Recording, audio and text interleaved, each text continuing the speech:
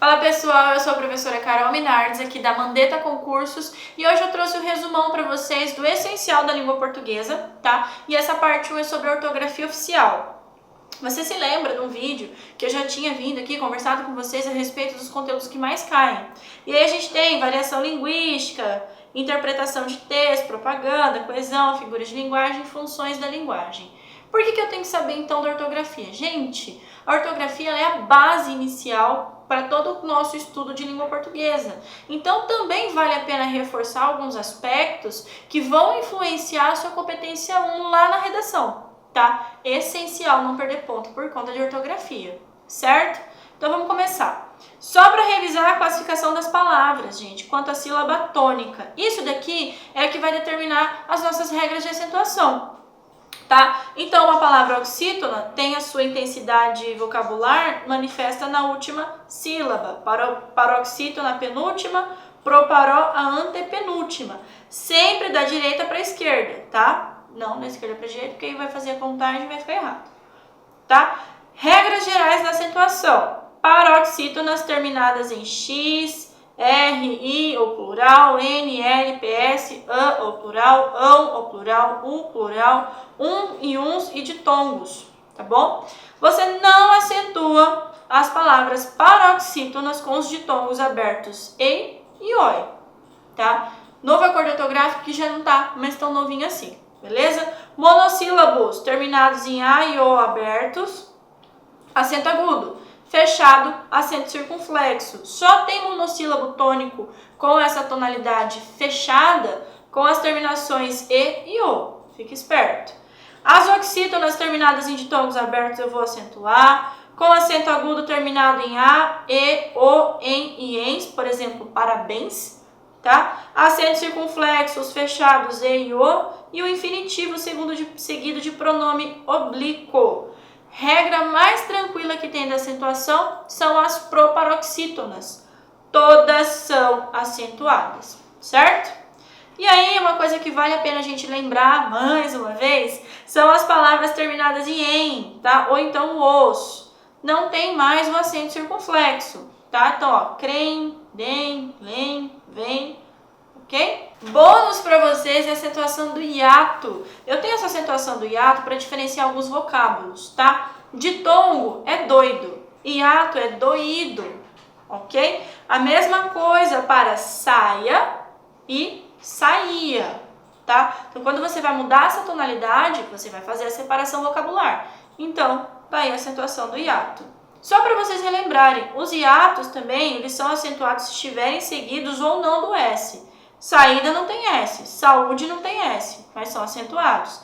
Egoísmo já tem, é acentuado também, ok? Acento diferencial permanece nas formas do pode, pode, por, verbo e por preposição, tem singular e plural, vem singular e plural, tá? Isso aqui que eu fiz não é um colchete, qualquer coisa parecida com isso. Hífen, tá? Essa tabela aqui, eu gosto muito dela, a primeira vez que eu fiz eu nunca mais vou abandonar, por quê? Ela vai resumir todas as regras essenciais que você precisa para, né, associar esse hífen. Primeira coisa que você tem que levar em consideração é o prefixo, tá? Primeira regra, todos os prefixos, qualquer prefixo, se tem o segundo elemento inicial H, você vai usar o hífen. A não ser que seja sub-humano. Você vai tirar o hífen, vai tirar o H e fica sub-humano. Tá bom? Terminado em vogal. Seu prefixo é terminado em vogal. O segundo elemento começa com uma vogal diferente. Você não usa, tá, o hífen. Seu prefixo tem uma vogal e o segundo elemento começa pela mesma vogal. Você vai separar. Tá bom? Terminou em vogal. E o segundo elemento começa com consoante, exceto o H, você não vai usar o hífen, tá? O exceto o H vem nessa primeira regra, tá? O prefixo terminou em consoante. Legal. Começou por qualquer vogal, não uso o hífen, certo? Terminou em consoante e a consoante é igual à do prefixo. Então, você vai usar aí sim o hífen, tá? Consoante diferente do prefixo, você não usa. Beleza? Certo? A não ser que seja o H, e aí volta de novo para a nossa primeira regra. Tranquilos? Uma coisa que também é legal a gente ressaltar é a questão do R e do S. Se o seu primeiro elemento terminou por vogal e o segundo elemento começou por R ou S, você vai dobrar esse S ou esse R para manter a pronúncia, tá? Semi-selvagem, 2 S's. Ultra-romântico, 2 R's. Contra-reforma, 2 R's também. Uma outra coisa também que é essencial é a crase. Vamos desmistificar esse monstro que a crase é. É bem simplesinho, tá? Como que você vai estudar a crase? Pega o foco do uso proibido e suas exceções. Não tem erro. Olha só. Uso proibido antes de palavras masculinas, tá? Então, assim, deem o recado a Martin. Esse A não é craseado, porque Martin é um nome masculino. Porque é um nome masculino, certo? Agora, se estiver implícita a expressão a moda de, aí você vai usar a crase. Ele fez o gol a Pelé. A Pelé, a moda de Pelé. Então, esse a Pelé vai ser acraseado. Uso proibido diante de numerais em geral. Qualquer número, você não vai usar a crase diante dele. Porém, com as horas exatas, você pode usar a crase sim. Por exemplo, minha aula termina às 5h15, tá? Horas exatas, terminação 5, terminação 0. 5h11 já não é hora exata, então não vai usar a crase. Porém, né, entretanto, contudo, todavia, você tem um uso opcional. Quando essas horas forem antecedidas pela preposição até. Então, fica a sua escolha. A última exceção, prometo, tá? Você não vai usar crase, né, com as horas exatas, se essas horas estiverem antecedidas de para e desde, ok? Uso proibido, isso aqui não tem exceção, gente. Antes de verbo, você não vai usar a crase, tá? A partir, não usa. Uso proibido, locuções com palavras repetidas, dia a dia, ombro a ombro, face a face. Você não vai usar a crase também. Antes de artigos indefinidos e pronomes no geral, e aqui tem uma exceção no pronome geral. Os artigos indefinidos, só pra gente lembrar, uma, uns e umas. Então, diante desses artigos aqui, você não vai utilizar a crase. Pronomes no geral, com exceção do pronome possessivo feminino, tá? Aí é uma regra que você pode usar opcionalmente. Se você quiser crasear diante desses pronomes femininos, pode ser que sim, pode ser que não. Uso facultativo, tá? E aí um outro uso facultativo também é antes do substantivo próprio feminino, tá? Então vamos lá. Entreguei a Carol. Pode ser com crase e pode ser a crase. Tem um poema de Machado de Assis que se chama A Carolina, que é o único poema de amor que ele escreve, né, em sua vida inteira, dedicado à sua esposa. Então, a Carolina ele escreve sem a crase para deixar essa dúvida. A gente não sabe se é para a Carolina ou se é a Carolina, aquele artigo determinando o nome do poema, certo? Então, fica aí facultativa a sua escolha.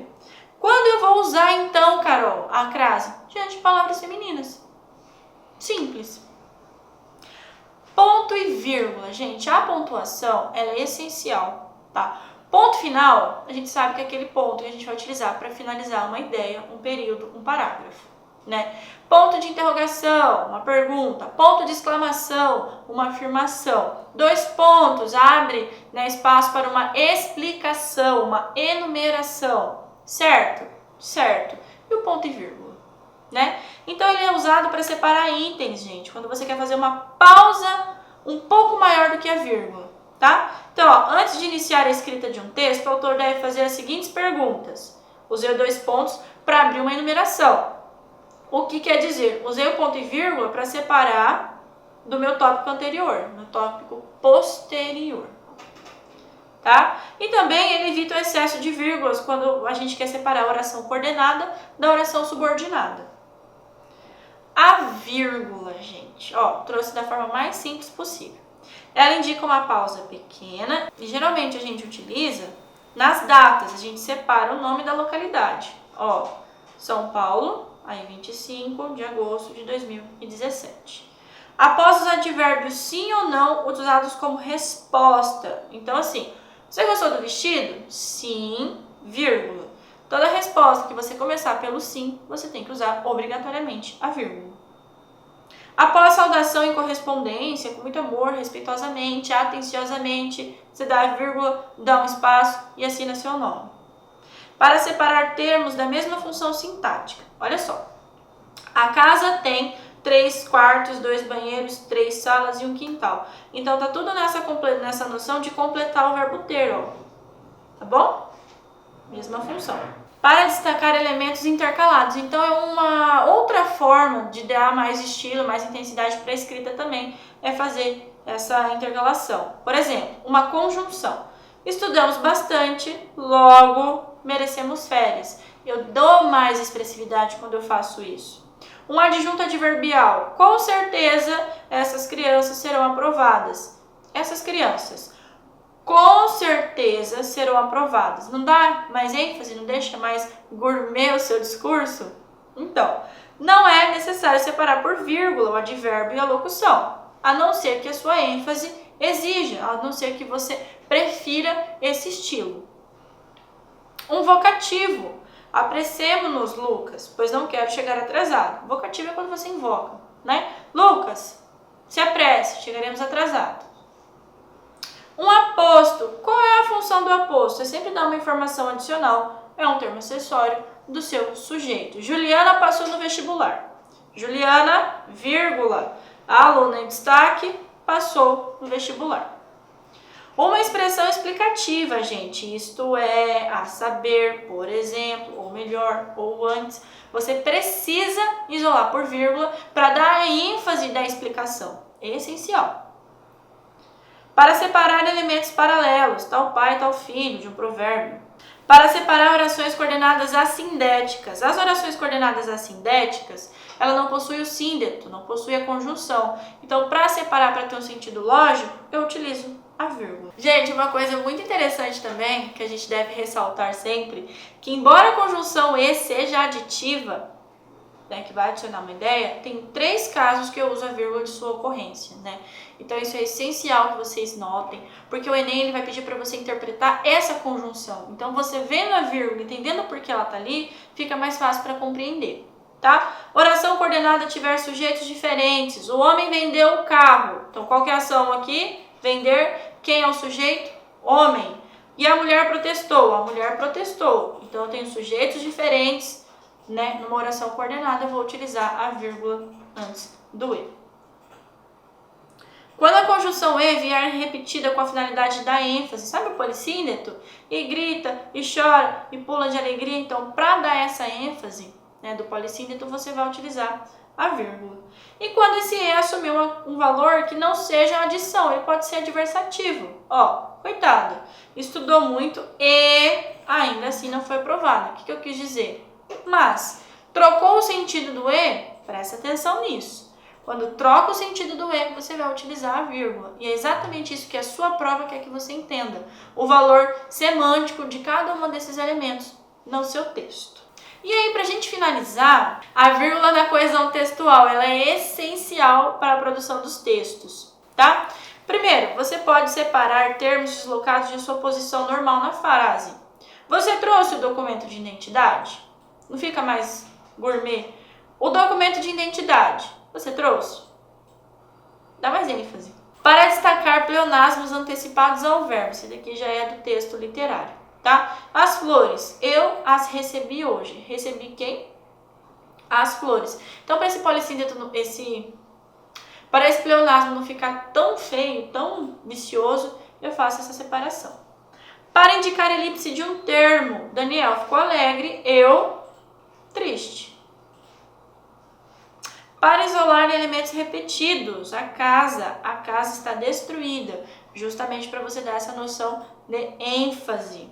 Para separar orações intercaladas, o importante, insistiam os pais, era a segurança da escola. Espero que tenha sido de grande ajuda. Isso daqui é o essencial, né, da ortografia oficial. Se atentem à pontuação, à acentuação, certo? Às convenções de escrita. Bons estudos e boa prova para vocês. Te vejo no próximo vídeo.